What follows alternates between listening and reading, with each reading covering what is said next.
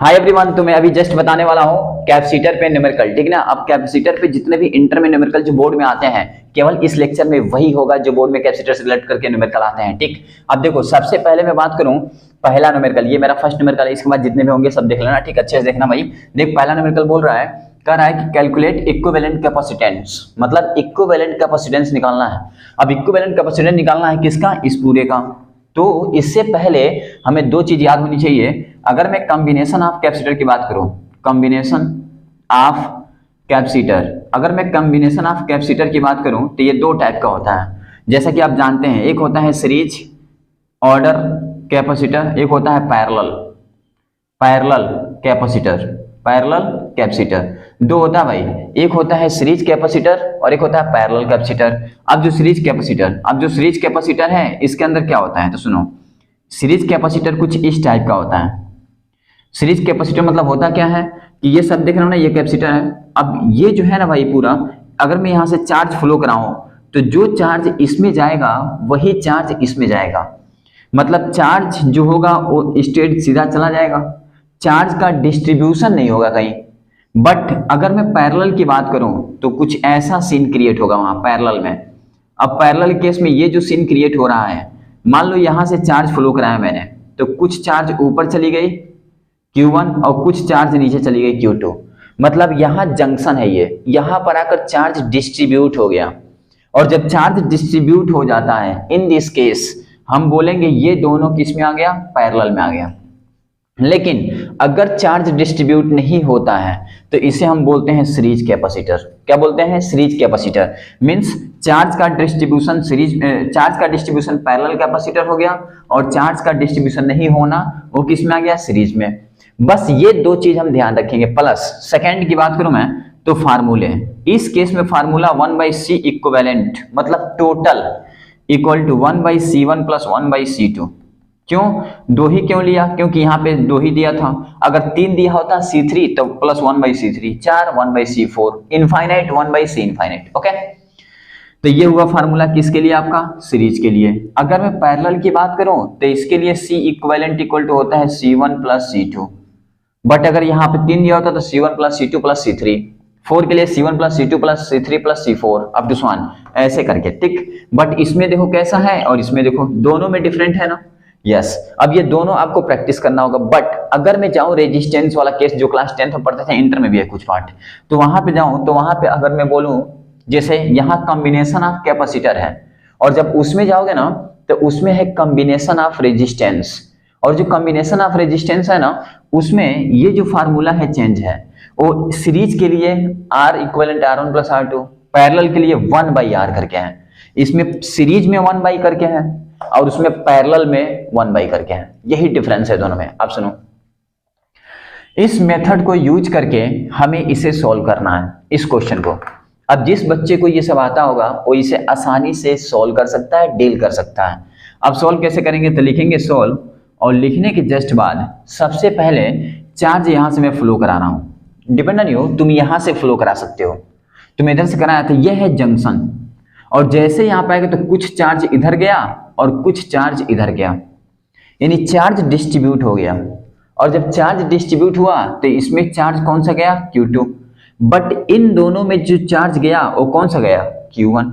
अब ये दोनों में सेम चार्ज जा रहा है, सेम चार्ज। अब देखेंगे इसमें कौन केस है जो अप्लाई करना है।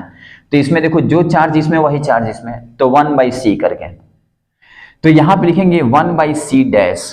अब तुम्हारे दिमाग में आएगा यहाँ डैश क्यों लिखा, यहाँ इक्विवेलेंट लिखा, तो दोनों में डिफरेंस है। यहाँ डैश इसलिए लिखा क्योंकि यहाँ पे दो है, इन दोनों को जोड़ना है, उसके अलावा एक और भी है। अगर इसके अलावा एक और नहीं होता तो डायरेक्ट में यहाँ C इक्विवेलेंट लिखता, लेकिन इन दोनों के अलावा एक और भी है सर्किट के अंदर, इसलिए यहाँ C डैश या C1 या कुछ भी मान सकते हो, तो इसलिए मैं C डैश मान लिया। ओके, ध्यान देने के पॉइंट, इक्वल टू 1/, यहाँ पे इसको C1 है ना तो C1, 1/C2, 1/C dash. C1 कितना है? 5, C2 कितना है? 10।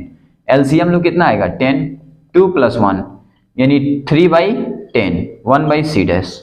यानी C डैश को जब मैं उल्टा करूंगा तो C dash equal to 10/3 microfarad. अब ये जो आया ना भाई, इन दोनों को जोड़कर एक बना दो, उतना आया, ठीक। अब मैं इसको करूं तो इसको मैं रफ कर दे रहा हूं। अब यहाँ पे तुमको ध्यान देना होगा थोड़ा सा, बस ध्यान देना। अब होता क्या है कि ये जो निकला ना, ये सी डैश निकल गया। इतना निकलने के बाद इस फिगर में चेंजिंग कर देना बोर्ड में, और जब चेंज करोगे फिगर तो कुछ ऐसा फिगर क्रिएट हो जाएगा, ऐसा, क्योंकि ये दोनों एक बन गया। और जब ये एक बन गया तो इस कितना आया 10/3, तो ये आ गया 10/3 माइक्रोफैरेड। और ये कितना था 3 माइक्रोफैरेड। अब फिर यहां से चार्ज पास कराओ, फिर यहां पे चार्ज जब आएगा ना तो कुछ इधर गया और कुछ इधर गया। अब देखेंगे कि इसमें 2 ही बचा हुआ है, लेकिन इन दोनों में चार्ज अलग अलग जा रहा है। जब इन दोनों में चार्ज अलग अलग जा रहा है, इसके मतलब ये दोनों कौन सा केस हो गया, पैरेलल। क्या हो गया, पैरेलल। अभी मैंने सीरीज में बताया था ना कि सेम चार्ज, अब ये हो गया पैरेलल। अब जब ये पैरेलल हो गया तो इसके लिए फार्मूला क्या था, C equivalent C dash plus C, यहां पे था 3 तो C3। ओके। अब सुनो, यहां इक्विवेलेंट क्यों लगा दिया, क्योंकि अब इन दोनों के अलावा कोई और कैपेसिटर इसके अंदर नहीं है।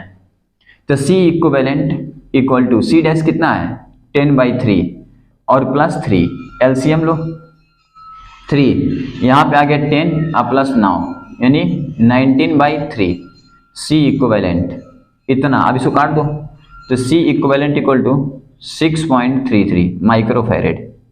ये रहा आपका आंसर, और इसी को बोलेंगे इक्विवेलेंट कैपेसिटेंस इस पूरे का। चलो राइट, नेक्स्ट लिखते हैं। अब क्वेश्चन नंबर 2 में क्या है, अब इसको देखते हैं, ठीक। ये भी बहुत बार क्वेश्चन बोर्ड में आ चुका है। अब इसको सॉल्व कैसे करेंगे, तो देखिए भाई, इस क्वेश्चन को सबसे पहले देखेंगे और इसमें पूछा क्या ये देखेंगे। तो इसमें पूछा इक्विवेलेंट कैपेसिटेंस, और किसके बीच में, point A and B, A B के बीच में पूछा इक्विवेलेंट कैपेसिटेंस। अब ए बी के बीच में पूछा है ना, तो इसको कैसे फाइंड करेंगे, तो सुनो। सबसे पहले इसमें देखोगे कितने कैपेसिटेंस लगे हुए हैं, तो 1 2 3 4 5, और यहां तो इसकी वैल्यू दी ही नहीं है। अब क्यों नहीं दी वो भी बता रहा हूं। उसके पहले सबसे पहले अगर 5 इसमें है कैपेसिटेंस, तो इसको हम बना देंगे व्हीटस्टोन ब्रिज के सेटअप की तरह। अब व्हीटस्टोन ब्रिज के सेटअप कैसे बनते हैं तो मैं बता रहा हूं। सबसे पहले क्या करेंगे, यहां ए पॉइंट है ना, तो यहां से स्टार्ट करता हूं मैं। ये हो गया ए आपका, और इस पॉइंट देखो, इस पॉइंट को लिया और लेने के बाद ऊपर एक बना देंगे ऐसा, और इतना बनाने के जस्ट बाद एक ऐसा बना देंगे। प्रैक्टिस करेंगे तो हो जाएगा। और इधर बना देंगे बी, देखो ये बी, और इधर भी एक बना देंगे सेटअप ऐसे, और एक सेटअप यहां बना देंगे, और एक बीच में सेटअप बनाएंगे। अब बीच वाला सेटअप ये है, अब ये वाला सेटअप ये है 2 माइक्रोफैरेड, और नीचे वाला सेटअप ये है 2 माइक्रोफैरेड, और ऊपर वाला सेटअप ये है 2 माइक्रोफैरेड, और नीचे वाला सेटअप ये है 2 माइक्रोफैरेड। और इसमें इतना बनाने के बाद मान लो यहाँ पे C था, यहाँ पे D ऐसा, तो ये हो गया CD। अब सुनो, ये बन गया व्हीटस्टोन ब्रिज सेटअप। अब इस सेटअप को बनाने का पर्पज क्या था, तो सबसे पहले मैं यहां से चार्ज फ्लो कराऊं, तो जो चार्ज फ्लो कराऊंगा कुछ चार्ज इसमें जाएगा Q1 और कुछ इसमें। ऐसा क्यों, क्योंकि यहां पे आ गया जंक्शन, और जंक्शन की क्वालिटी होती है चार्ज को डिस्ट्रीब्यूट कर देना। इसके मतलब ये जंक्शन चार्ज को डिस्ट्रीब्यूट कर देगा।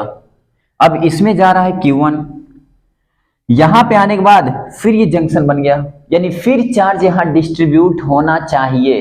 बट इसके पहले हम क्या करेंगे, इसको देखो ध्यान से, इस पूरे को 2 माइक्रोफैरेड को और इस 2 माइक्रोफैरेड को, इसको बोलते हैं P, इसको Q, इसको R, इसको S।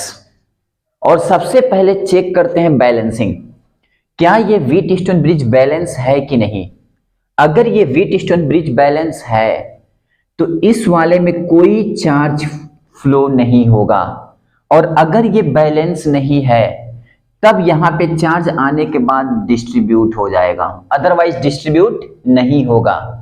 अब क्या करेंगे, सबसे पहले हम चेक करते हैं क्या, बैलेंसिंग। अब बैलेंसिंग चेक करने के लिए कंडीशन होता है व्हीटस्टोन ब्रिज का, व्हीटस्टोन ब्रिज कंडीशन। अब व्हीटस्टोन ब्रिज कंडीशन क्या बोलता है, तो कंडीशन बोलता है P/Q इक्वल टू R/S होना चाहिए। अब P का मान कितना है 2, तो 2, Q का मान कितना है 2, इक्वल टू आर का मान कितना है 2 और एस का भी 2, ये कैंसिल हो गया, 1 इक्वल टू 1, यानी व्हीटस्टोन ब्रिज को ये फॉलो कर रहा है। और अगर व्हीटस्टोन ब्रिज को ये फॉलो कर रहा है, इसके मतलब इसमें से कोई भी चार्ज फ्लो नहीं होगा। और इससे फायदा क्या हो गया, जब चार्ज इसमें फ्लो होएगा ही नहीं तो इसमें कैपेसिटर की वैल्यू दे या ना दे कोई फर्क नहीं पड़ता। प्लस जब चार्ज इसमें फ्लो होएगा ही नहीं तो इसके मतलब चार्ज डिस्ट्रीब्यूट भी नहीं होगा, मतलब चार्ज इधर जो आ रहा है वो इसमें चला जाएगा। अब यहां पे आ रहा था Q1 तो इसमें भी जाएगा Q1, यानी दोनों चार्ज सेम जाएंगे। और इसमें आ रहा था Q2 तो यहां भी जाएगा Q2, और फिर ये दोनों Q1 Q2 यहां मिलकर Q बन जाएगा। मीन्स आया Q था और बना Q। अब हम क्या करेंगे, देखेंगे अब इसका कोई मतलब ही नहीं, तो अब ये दोनों किस में आ गए, ये दोनों आ गए सीरीज में, ये और नीचे वाला भी दोनों आ गए सीरीज में। क्यों? क्योंकि जो चार्ज इसमें जा रहा है वही चार्ज इसमें जा रहा है। अब जब ये दोनों सीरीज में आ गए तो इसके लिए फार्मूला भी बताया था 1/c करके ऐसा। तो सबसे पहले हम क्या करेंगे, अपर पार्ट की बात करते हैं, अपर पार्ट। तो पहले लिख देंगे 1/c dash equal to 1/2 plus 1/2, तो 1/c डैश 2/2 मीन्स 1 आ गया 1, तो c डैश आ गया 1 माइक्रोफैरेड। मीन्स ऊपर वाला 1 तो नीचे वाला भी तो 2 था, तो ये भी कितना हो गया 1, यानी c डबल डैश इसी तरह 1 माइक्रोफैरेड। अब नीचे वाला भी मिल गया, ऊपर वाला भी मिल गया। अब ये जो फिगर है ना चेंज हो जाएगा, मतलब अब ये फिगर ऐसे बन गया, एक ऊपर बन जाएगा और एक नीचे बन जाएगा, हट जाएगा पूरा, एक नीचे बन गया। ये भी 1 माइक्रोफैरेड और ये भी 1 माइक्रोफैरेड, क्योंकि ऊपर वाला भी जोड़ दिया था, नीचे वाला भी जोड़ दिया था। अब इस केस में क्या होगा, जो चार्ज यहां आएगा कुछ इधर और कुछ इधर, बट ये दोनों अलग अलग चार्ज डिस्ट्रीब्यूट इसमें हो रहा है, तो ये दोनों हो गया पैरेलल, यानी c dash c double dash are in parallel. और अगर ये पैरेलल में है तो इन दिस केस फार्मूला लगेगा c equivalent equal to c dash plus c double dash. अब c डैश 1 और ये भी 1, तो कितना आ गया 2 माइक्रोफैरेड, और ये रहा मेरा आंसर इसका 2 माइक्रोफैरेड, राइट इट। फिर नेक्स्ट की बात करते हैं। अब इस क्वेश्चन में क्या है, ध्यान देना, प्लीज रिक्वेस्ट यू सी इधर देखो, कह रहा है कि each 3 microfarad combination will give resultant capacitance of, अब सुनो, 9 microfarad 4.5 microfarad when are joint, draw circuit diagram. सुनो क्वेश्चन बोल रहा है कि 3 माइक्रोफैरेड के कैपेसिटर हैं और उन्हें कंबाइन किया गया, जोड़ा गया, और इस टाइप का जोड़ा गया कि उसका रिजल्टेंट 9 माइक्रोफैरेड आया और 4.5 माइक्रोफैरेड आया। बट अगर ये 9 माइक्रोफैरेड आ रहा है तो कैसे सर्किट डायग्राम बना करके और प्रूफ करके बताइए, ये क्वेश्चन बोल रहा है। अगर 4.5 माइक्रोफैरेड आ रहा है तो किस तरह इसको जोड़ा जाए, तीनों कैपेसिटर, 3 माइक्रोफैरेड कैपेसिटर को, तीन है 3 माइक्रोफैरेड के, कैसे जोड़ा जाए कि इतना आ जाए रिजल्टेंट।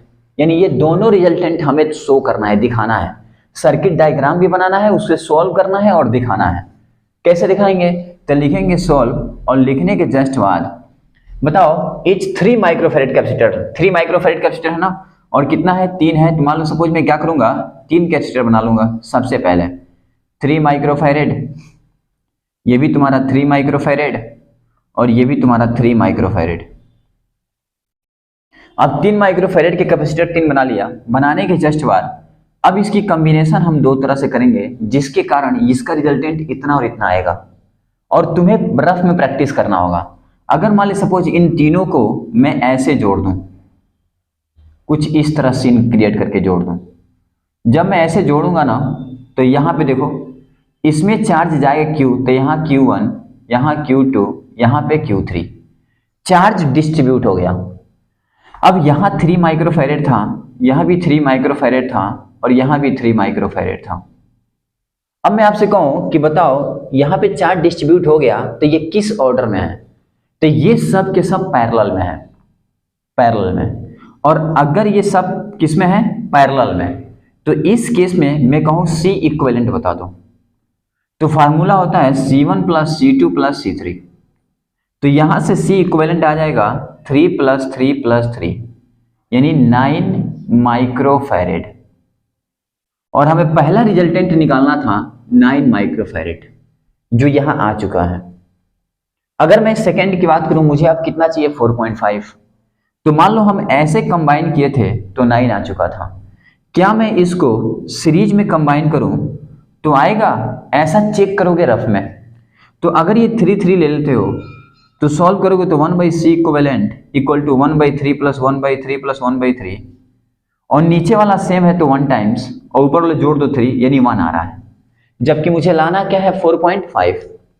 तो इस तरह कॉम्बिनेशन हम कर नहीं सकते, तो कॉम्बिनेशन किस तरह कर सकते हैं? तो यही मैं बोल रहा हूं कि इसे तुम्हें रफ में पीछे प्रैक्टिस करना होगा। अब हम क्या करें, इसको मान लो सपोज किसी लड़के ने इसको ऐसा कंबाइन कर दिया, ये देखो ऐसा, और ये मैं बोलूं कितना है 3 माइक्रोफैरेड, और ये भी 3 माइक्रोफैरेड, और ये भी 3 माइक्रोफैरेड, और मैं ये बोलूं कि अब ये 3 3 हो गया। अब बताओ, तो इन दिस केस यहां से चार्ज फ्लो कराओ, तो कुछ चार्ज इधर फ्लो होगा Q1, कुछ इधर फ्लो होगा Q2, जो इसमें चार्ज आएगा वही चार्ज इसमें जाएगा, तो ये दोनों आपके आ गए सीरीज। अब ये दोनों जब सीरीज में आ गए तो पहले इसे हम सॉल्व कर लेते हैं। तो सीरीज के केस के लिए फार्मूला होता है 1/C डैश 1/3 + 1/3। अब एलसीएम लेंगे तो ऊपर आ जाएगा 2/3 ऐसा, यानी C डैश आ गया 3/2, ये माइक्रोफैरेड। अब ये निकल गया ऊपर वाले का कॉम्बिनेशन। अब जैसे ऊपर वाला का निकला ना, इसका फिगर चेंज कर देंगे और उस फिगर को ऐसे बना देंगे, ध्यान देना, ऐसे कुछ क्रिएट कर देंगे फिगर, और यहां पे तुम्हारा क्या चार्ज फ्लो हो रहा था। अब ये था तुम्हारा 3 माइक्रो, लेकिन ऊपर वाला कितना आ गया 3/2, यह आ गया 3/2 माइक्रोफैरेड। अब यहां से जो चार्ज फ्लो होगा कुछ इसमें जाएगा और कुछ नीचे आएगा, लेकिन ये दोनों अब किस में आ गए पैरेलल। व्हाई? बिकॉज ये दोनों में चार्ज डिस्ट्रीब्यूशन इज डिफर, दोनों में जो चार्ज डिस्ट्रीब्यूशन है वो डिफरेंट है, इसलिए दोनों किस में आ गया पैरेलल। और अगर ये दोनों पैरेलल में आ गया तो हमें क्या करना चाहिए, हमें इन दोनों को जोड़ना चाहिए, और पैरेलल के लिए फार्मूले याद होना चाहिए। अगर फार्मूले याद नहीं है तो बोर्ड में गए और फार्मूले नहीं याद है छोड़ना पड़ेगा, सिंपल। तो फार्मूला इसका होता है C इक्विवेलेंट, इसको मैं यहां पर लिख दे रहा हूं, C equivalent equal to C dash plus, अब ये C3 था मान लो C3, अब C डैश कितना आ चुका था देखो 3/2, तो 3/2, और C3 कितना था 3, एलसीएम ले लो, तो ये आ गया 2, ये आ गया 3, और प्लस ये हो गया 6, 9/2, कैंसिल करो तो कितना आएगा 4.5 माइक्रोफैरेड। अब देख रहे होगे जो पूछा था क्वेश्चन में वही रिजल्टेंट आया, और ये इसका सर्किट डायग्राम है, और इसका सर्किट डायग्राम ये है 9 वाले का, और 4.5 वाले का ये है। अब ऐसे आपको करना होगा बोर्ड में, और जब तक इसको प्रैक्टिस करके नहीं जाओगे बहुत प्रॉब्लम क्रिएट होगी। प्लीज रिक्वेस्ट यू, इसको प्रैक्टिस करो, अच्छे से लिखो, फिर नेक्स्ट आगे की बात करता हूं। अब इस क्वेश्चन में क्या है, ध्यान से देखना एक एक पॉइंट। इस क्वेश्चन में बोल रहा है तुम्हारा कि find equivalent capacitance between point A and B. A और बी के बीच में इक्विवेलेंट कैपेसिटेंस मतलब टोटल कैपेसिटेंस बताना है, कितना होगा टोटल। अब सुनो, सबसे पहला क्वालिटी में ये बताया था कि क्या करना, यहां से चार्ज फ्लो कराना। जब चार्ज फ्लो कराओगे तो यहां पे चार्ज आएगा, लेकिन यहां पे जंक्शन आ गया, ऐसे करोगे तुम बोर्ड में। अब कुछ चार्ज इधर जाएगा Q1 और कुछ इधर जाएगा Q2। अब देखोगे फिर ये Q1 जो आ रहा है यहां पे एक जंक्शन आ गया, तो कुछ चार्ज इधर जाएगा Q3 और इधर जाएगा Q4। अब सुनो, मान लो जब ऐसा हो रहा होगा तो हम देखेंगे इसमें वाले में आ रहा है Q2 और इसमें आ रहा है Q4, मीन्स इन दोनों में जो चार्ज का डिस्ट्रीब्यूशन है डिफरेंट है, और जब इन दोनों में चार्ज डिस्ट्रीब्यूशन डिफरेंट है तो ये दोनों के दोनों किस में आ गया पैरेलल। तो सबसे पहले इन दोनों को कंबाइन कर देंगे और एक बना देंगे। तो पहले इन दोनों को कंबाइन करके एक बना दो, ठीक। अब बनाते हैं, तो सबसे पहले इसका नाम रख दो C1 और इसका C2, हम बनाते चलेंगे नाम रखते चलेंगे। अब यहाँ पे C1 लिखेंगे, C1 and C2 are in parallel, और अगर ये पैरेलल में है तो 1/c डैश, सॉरी पैरेलल में है तो c dash equal to C1 plus C2। तो यहां से c dash equal to C1 कितना है आपका 6 और यह है 3, यानी 9 माइक्रोफैरेड। इसके मतलब ये दोनों कंबाइन होके बन गए 9। अब जब 9 बन गए तो मैं इसको अब क्या करूंगा, सेकंड फिगर ड्रॉ करूंगा। उससे पहले मैं अपने मन में ही अनुमान लगा लूंगा कि इन दोनों को मैं एक बना दे रहा हूं। ऐसा तुम सोचना या रफ में कर लेना। अब इन दोनों को मैं एक करने जा रहा हूं। अब ये दोनों हट गए क्योंकि दोनों सॉल्व हो गए। अब ये दोनों बन गए एक। अब एक बन गए दोनों तो ये कितना आ गया था 9 माइक्रोफैरेड, मतलब दोनों जुड़ के एक बन गए। फिगर चेंज हो गया देखो। अब यहां से क्या होगा, चार्ज यहां पे जा रहा था Q1, यहां पे Q2, मतलब इसमें Q1 आ रहा था, अब ये Q3 हटा दो, बन गया एक ना। अब यहां Q1 आ रहा था और इसमें आ रहा था Q2। अब मैं ये देखूंगा कि इसमें जो चार्ज जा रहा है वो इसमें तो जा नहीं रहा है, मतलब ये दोनों डिफरेंट हैं, ये भी और ये भी डिफरेंट है। तो पहले इन दोनों को कंबाइन कर दूंगा मैं। अब जब इन दोनों को मैं कंबाइन करूंगा तो ये दोनों कंबाइन होंगे तो क्यों कैसे होंगे, तो सीरीज में पैरेलल में होंगे। तो कंबाइन करते हैं तो यहां पे लिखेंगे, इसका नाम क्या आ गया था C डैश, इसको मान लो C3, तो लिखेंगे C dash and C3 are in parallel. अब पैरेलल क्यों, क्योंकि चार्ज अलग अलग है। अब इन दोनों को जोड़ दो तो यहां पे हो जाएगा C डबल डैश 9 + 2 11 माइक्रोफैरेड, ये आ गया C डबल डैश। और इस फिगर को चेंज कर दूंगा मैं। अब ये फिगर आपका हो गया ऐसा, कुछ ऐसा ऐसा, ये हो गया 11 माइक्रोफैरेड। अब यहां से चार्ज आ रहा था Q, बट यहां जंक्शन आ गया तो ये Q1 और ये हो गया Q2। अब इन दोनों में अलग अलग चार्ज गया। अब ये दोनों के दोनों हो गए पैरेलल। अब इसका नाम मैं रख रहा हूं C4, इसका C5। अब मैं लिखूंगा C4 and C5 are in parallel. और अगर ये पैरेलल है तो इस केस में होगा C ट्रिपल डैश C4 और प्लस C5। C4 5 है और ये 4 है, यानी 9 माइक्रोफैरेड, ये आ गया C ट्रिपल डैश। अब जब ऐसा हुआ तो ये दोनों बन गया एक, और जब ये दोनों एक बन गया तो मैं एक बना दे रहा हूं ऐसा करके, बन गया एक, और यहां भी। अब ये हो गया 9 माइक्रोफैरेड। अब मैं ये देख रहा हूं कि जो चार्ज इसमें आ रहा है वही चार्ज इन सब में जा रहा है, और फिगर में चेंज करते गया समय के साथ। अब मैं क्या करूंगा कि इस सब में चार्ज सेम है तो यहां पे मैं लिखूंगा C triple dash C double dash C dash and, नहीं ये क्या था तुम्हारा 11 क्या था, C डबल डैश था, ये C ट्रिपल डैश हो गया, और ये क्या था, इसको मान लो यार C6 आर इन सीरीज। और अगर ये तीनों सीरीज में आ गया तो फार्मूला 1/C इक्विवेलेंट। अब इक्विवेलेंट क्यों, क्योंकि अब टोटल में करने जा रहा हूं, तो 1 हो जाएगा 8, 1/11 और 1/9। अब इसका एलसीएम ले लो, तो लोगे तो कितना आएगा, तो इसको एलसीएम लेके सॉल्व करो। एक काम करो, पहले छोटे से सॉल्व करते हैं या पूरा लेते हैं, तो कितना आएगा 11 8 88 और 99, नहीं पहले एक एक करते हैं, दो दो करके तोड़ लेते हैं। ये हो गया 88, 11 इसके पास गया, 8 इसके पास गया, प्लस 1/9। अब ये हो गया 11 8 19/88 और प्लस 1/9, ऐसा कर दिया 1/C इक्विवेलेंट। मतलब पहले दो का कर दिया, अब इन दोनों का कर दूंगा। अब इन दोनों का करूंगा तो इसको मैं यहां कर दे रहा हूं ऊपर, 1/C equivalent equal to LCM लो तो 88 × 9, अरे इंटू यार कर दो। अब 9 इसके पास चला गया, 88 इसके पास, तो 19 × 9 + 88। अब ये क्या हो गया तुम्हारा 1/C इक्विवेलेंट 99 81 9 9 8 17 और प्लस 88 और बाई 8 9 72 और 8 9 72 79 79।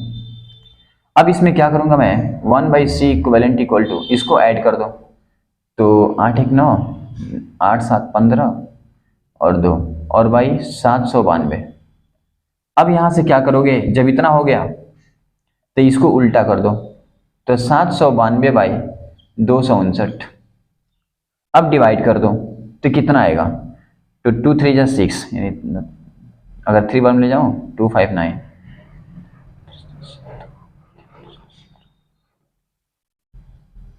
हाँ बस कितने हो जाएगा 3 टाइम्स में, यानी C इक्विवेलेंट इक्वल टू 3.34 कुछ आएगा, ऐसा माइक्रोफेरेड। ठीक है, तो इस तरह के क्वेश्चन को ऐसे हम सॉल्व करते हैं, राइट इट। अब नेक्स्ट क्वेश्चन की बात करते हैं। ये जो क्वेश्चन बताने जा रहा हूं ये कई बार बोर्ड में आ चुका है, ठीक ना। It is very very most important question. इसमें क्या है भाई, देखो कह रहा है the equivalent capacitance between point A and B, मतलब ए और बी के बीच में मुझे टोटल इक्विवेलेंट कैपेसिटेंस फाइंड करना है। बट अब इसको फाइंड करने के लिए मुझे करना क्या होगा, प्रोसेस क्या होगा, तो सुनो। सबसे पहले तुम कोई भी ऐसा क्वेश्चन देखना, ऐसा या कैपेसिटेंस जिसमें फाइंड करना हो इक्विवेलेंट, तो वैसा क्वेश्चन कोई भी देखना तो सबसे पहले दिमाग में ये सोचना कि इसमें कितने कैपेसिटर हैं। तो इसमें कितने, how many capacitor present here, कितने 1 2 3 4 5, यहाँ 3 कैपेसिटर प्रेजेंट हैं। अगर यहाँ 3 कैपेसिटर हैं, सॉरी 1 2 3 4 5 कैपेसिटर प्रेजेंट हैं। अगर यहाँ 5 कैपेसिटर प्रेजेंट हैं तो जैसे 5 आए ना दिमाग में, तो समझ जाना कि यहाँ व्हीटस्टोन ब्रिज लगने वाला है, ऑन द स्पॉट समझना। नहीं तो अगर ऐसे चार्ज फ्लो कराओ जब भी कर रहा था तो ये गलत हो जाएगा। तो सबसे पहले इस क्वेश्चन को क्या करना, थोड़ा यूनिक क्वेश्चन है ये, इसे व्हीटस्टोन में कन्वर्ट कर देना। अब व्हीटस्टोन में कन्वर्ट करोगे तो क्या फायदा होगा, तो देखो मैं करके दिखाता हूं। सबसे पहले क्या करोगे तुम, यहां ए है ना तो यहां बना दो ए, और ये ऊपर 3 है तो यहां बना दो 3 माइक्रोफेरेड, और नीचे भी 3 है तो नीचे भी बना दो 3 माइक्रोफेरेड, और फिर इधर साइड में 6 है तो इधर बना दो 6 माइक्रोफेरेड, और इधर नीचे भी 6 है तो इधर भी बना दो 6 माइक्रोफेरेड, और इधर भी है तो बना दो बी, और बीच में 8 है तो यहां बना दो 8 माइक्रोफेरेड। देखो ये वाला जो सेटअप बना ना, ये बन गया व्हीटस्टोन सेटअप। अब इस तरह सेटअप इसको बनाओगे, यानी ये वाला क्वेश्चन जब आएगा बोर्ड में ना तो ऑन द स्पॉट ये सेटअप क्रिएट कर दोगे, और इस सेटअप को क्रिएट करने के जस्ट बाद यहां से अब चार्ज फ्लो कराओगे, और जैसे चार्ज फ्लो कराओगे तो कुछ चार्ज इधर जाएगा और कुछ चार्ज इधर जाएगा, मींस चार्ज डिस्ट्रीब्यूट हो जाएगा। क्यों, क्योंकि यहां पे है जंक्शन, अगर ये जंक्शन नहीं होता तो चार्ज डिस्ट्रीब्यूट नहीं होता। अब जो चार्ज यहां पे आ रहा था, यहां पे आने के बाद फिर एक जंक्शन आ गया, तो क्या ये चार्ज यहां डिस्ट्रीब्यूट होना चाहिए, नहीं। अब मैं कैसे बोल दिया नहीं, क्योंकि मैं तो पहले जानता हूं नहीं, लेकिन अब तुम कैसे बोलोगे नहीं, नहीं बता सकते, तो तुमको करना पड़ेगा क्या, तो व्हीटस्टोन कंडीशन फॉलो कर रहा है कि नहीं। तो सबसे पहले ये चेक करेंगे, उसके पहले नहीं बता देंगे कि फ्लो हो रहा है कि नहीं होगा, उसके पहले नहीं कुछ कर सकते हैं। अगर ये व्हीटस्टोन फॉलो करेगा तो इसमें करंट, चार्ज या करंट कुछ भी फ्लो नहीं होगा। अगर ये व्हीटस्टोन ब्रिज फॉलो नहीं करेगा तो इसमें भी डिस्ट्रीब्यूशन होगा चार्ज का, कुछ इधर और कुछ इधर। अब चेक करते हैं पहले, तो इसको मान लेते हैं P, इसको Q, इसको R और इसको S, ये रूल होता है। और अकॉर्डिंग टू व्हीटस्टोन इसने क्या बोला था, इसने कहा था P/Q equal to R/S at balance condition. Balance condition के केस में ये इक्वल होना चाहिए। अब P का मान कितना था 3, Q का मान कितना था 6, R का मान कितना था 3 और S का मान कितना था 6। आप देखेंगे तो यहां पे आ रहा है 1/2 equal to 1/2, means it is balance condition, यानी ये जो व्हीटस्टोन है ये बैलेंस है। और अगर ये बैलेंस है, no charge flow through 8 microfarad capacitor, means इसमें कोई भी चार्ज फ्लो नहीं होगा। और अगर इसमें कोई चार्ज फ्लो नहीं होगा तो ये जो आ रही थी चार्ज, ये इधर चली जाएगी, इधर, यानी इसमें जाएगी ही नहीं, मतलब चार्ज डिस्ट्रीब्यूट होएगा ही नहीं। सबसे पहले ये आपको आना चाहिए, और इसमें जो चार्ज आ रहा था वो इधर चली जाएगी, यानी इसमें भी चार्ज डिस्ट्रीब्यूशन होएगा ही नहीं, मीन्स इस जंक्शन का कोई फायदा नहीं है। अब सुनो, इसमें जो चार्ज गया वो सेम था, जो इसमें था वही इसमें था, और इधर जो Q2 गया, जो Q2 इसमें था वही इसमें था। अब मुझे क्या दिखाई दिया कि ये और ये सीरीज में आ गए, उसी प्रकार ये और ये सीरीज में आ गए। अभी जब दोनों सीरीज में आ गए तो पहले इसको जोड़ देंगे फिर इसको जोड़ देंगे। तो पहले ऊपर वाले का नाम रख रहा हूं मैं C1 C2, तो लिखेंगे C1 and C2 are in series, और अगर सीरीज में है तो 1 by C dash equal to 1 by C1 plus 1 by C2, 1 by C dash equal to C1 कितना है 3 और ये 6, तो 1 बाई 3 प्लस 1 बाई 6, एलसीएम लो 6, 2 plus 1 3 by 6, 3 to 6, 1 by 2, 1 by C dash आ गया 2 माइक्रोफैरेड। ये निकल गया तुम्हारा ऊपर का टोटल। सिमिलर इधर भी देखूं तो 3 6 है, तो इसका भी C डबल डैश आ जाएगा 2 माइक्रोफैरेड, करके देख लेना। अब जब ये दोनों निकाल दिया तो इस फिगर को मैं दूसरा फिगर बनाऊंगा।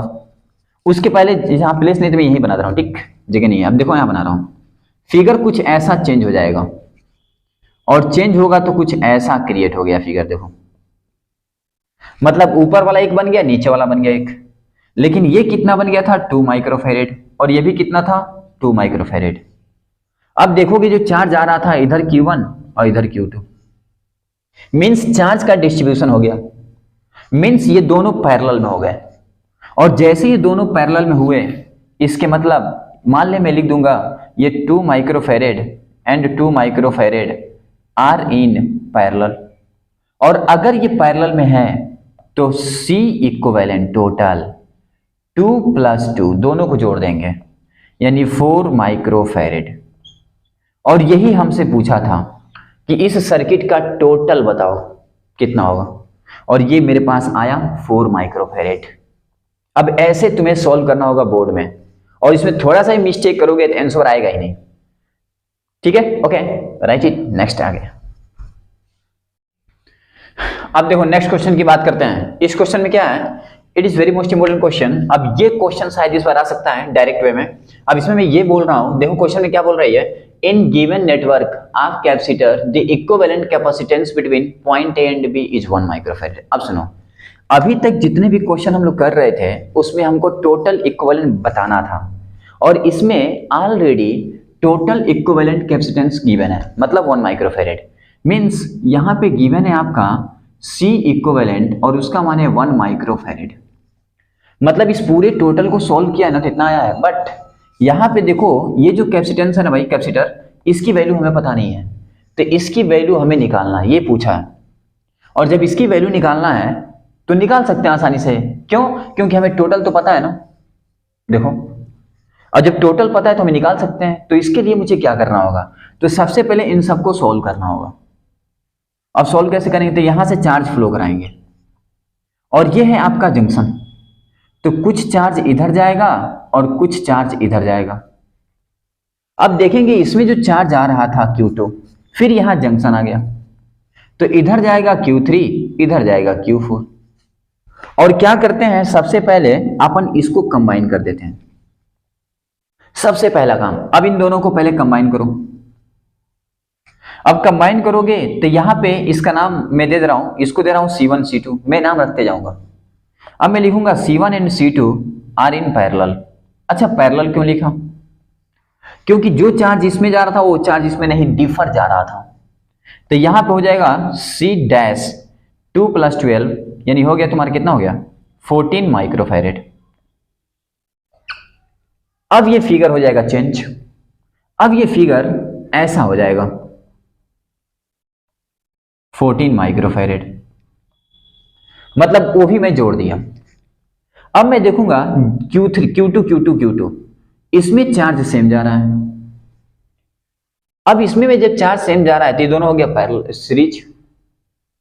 तो मैं देखूंगा, ये लिखूंगा, ये आ गया आपका C डैश और इसको मैं C3 बोल रहा हूं, तो C3 and C dash are in series.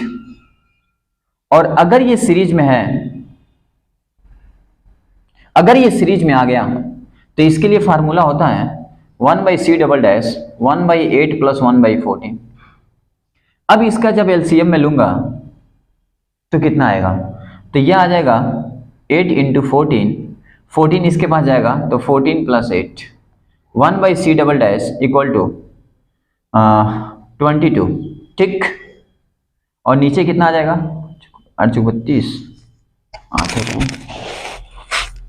32, 112, इसको उल्टा कर दो तो C डबल डैश आ जाएगा 1112/22 माइक्रोफैरेड। मतलब ये दोनों जुड़ के हो गया इतना, तो इन दोनों को हटा रहा हूं मैं, तुम लोग रफ में करना है सब।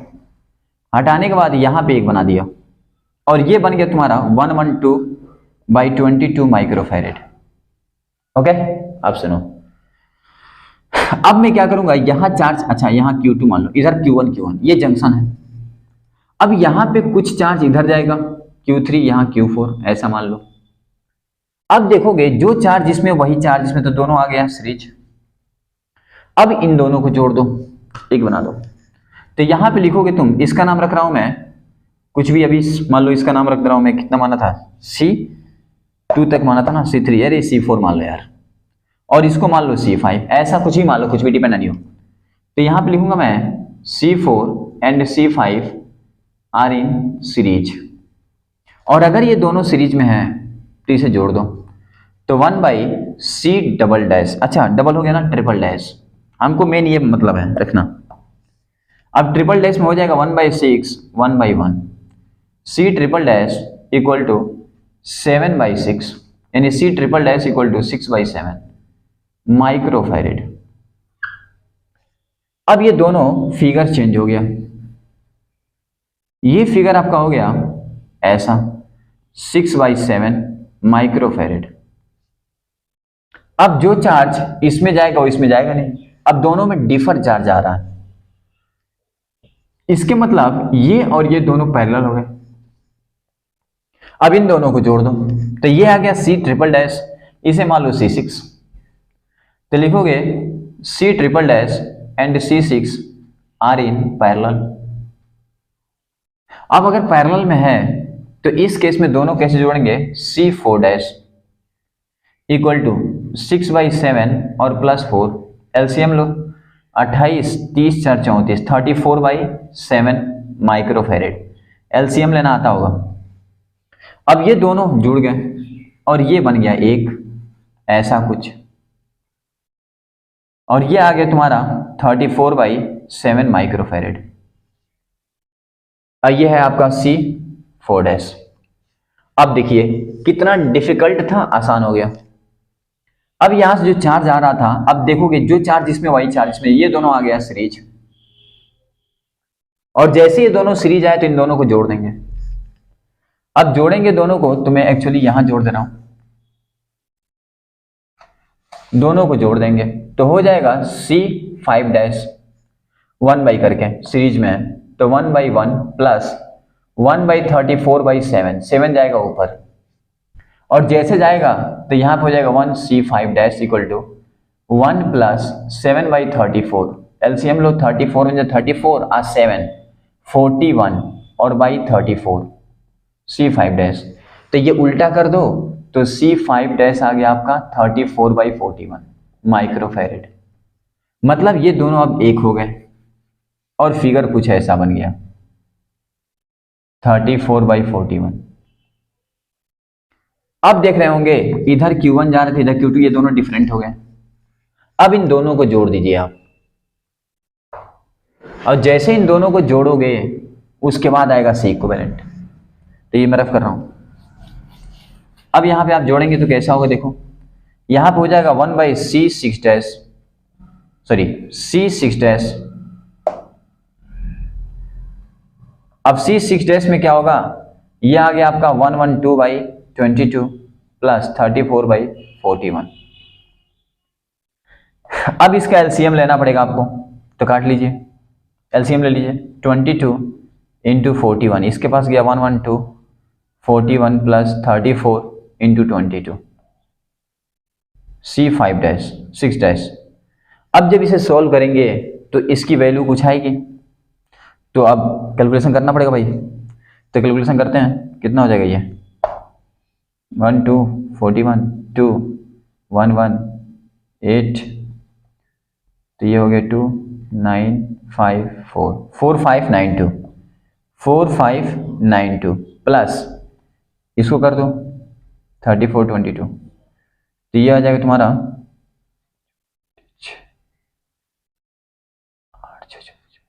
748 और बाई नीचे मल्टीप्लाई कर दो, नीचे मल्टीप्लाई ना करो, इसको जोड़ लो। 4592 748 0 9 4 13 14 7 5 12 13 5340 और नीचे कितना है 22 इंटू 41 यानी 5340 22 इंटू 41, ये आ गया C5-6 मतलब ये पूरा जुड़ गया और पूरा जुड़ के बन गया 1 और ये बन गया 5340 बाई 22 इंटू 41। अब इस ये आ गया सीरीज में, इंक ले लो यार। अब जैसे ये सीरीज में आया, अब ये आ गया सीरीज में। सीरीज में आने के बाद इसमें कुछ कंडीशन क्रिएट करते हैं अपन। फार्मूला कौन सा अप्लाई करते हैं सीरीज के लिए? तो यहां पे अब आएगा C इक्विवेलेंट, तो 1/C प्लस 1/5340/22 इंटू 41। अब जब इसको आप सॉल्व करेंगे तो C इक्विवेलेंट दिया था 1/C, इसको ऊपर लेके जाओ 22 इंटू 41/5340। अब आप क्या करेंगे, इसको इधर लाइए, तो 1 minus 22 into 41/5340 equal to 1/C। अब इसका मल्टीपल कर दो यार, 228,209,902, तो ये आ गया तुम्हारा। इसका एलसीएम ले लो तो कितना आएगा 5340 और ये आएगा 5340 माइनस 902। अब माइनस कर दो इसको, 5340 902 83, यहाँ बचा 4, यहाँ 4 4438 यानी 4438 बाय 5340 1/C। उल्टा कर दो इसको, जब उल्टा करोगे ना तो C इक्वल टू 5340 बाई 4438। अब इसे काट पीट करोगे तो आएगा 1 पॉइंट कुछ करके आएगा, इतना माइक्रोफैरेड। अब काट पीट कर लेना, इतना तो आता होगा, राइट इट।